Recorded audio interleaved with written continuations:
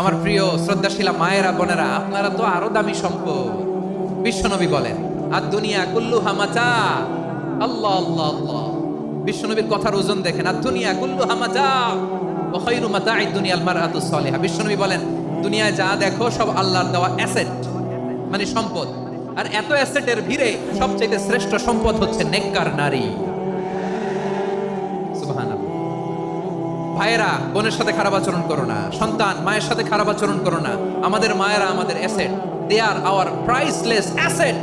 কারণ এই মায়েদের পেটে এসেছে আল্লাহর ওলিরা, এই মায়েদের পেটে এসেছে খান জাহান আলী, এই মায়ের পেটে এসেছে শাহজালাল ইয়ামানি, এই মায়ের পেটে এসেছে আল্লাহর সব নবীরা।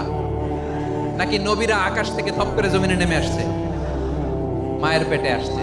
এই মায়ের পেটগুলো খনি। আমার সম্মানিতা মায়েরা বোনেরা, নিজেকে ইসলাম দিয়ে সাজান, নিজেকে ইসলাম দিয়ে সাজান, নিজেকে পবিত্র রাখুন, নিজের আব্রু ঈমান ইজ্জতের হেফাজত করুন, কোরআন পড়ুন, সুন্নাহ পড়ুন। আপনি জানেন না আপনার গর্ভে কে আসছে, কোন ক্ষণজন্মা পুরুষকে আল্লাহ তাআলা আপনার গর্ভে পাঠাবে, আপনি জানেন না। মায়েরা, নিজেদেরকে পবিত্র রাখুন, ইসলাম চর্চা করুন, কোরআন চর্চা করুন, নৈতিকতা দিয়ে নিজেকে সাজান।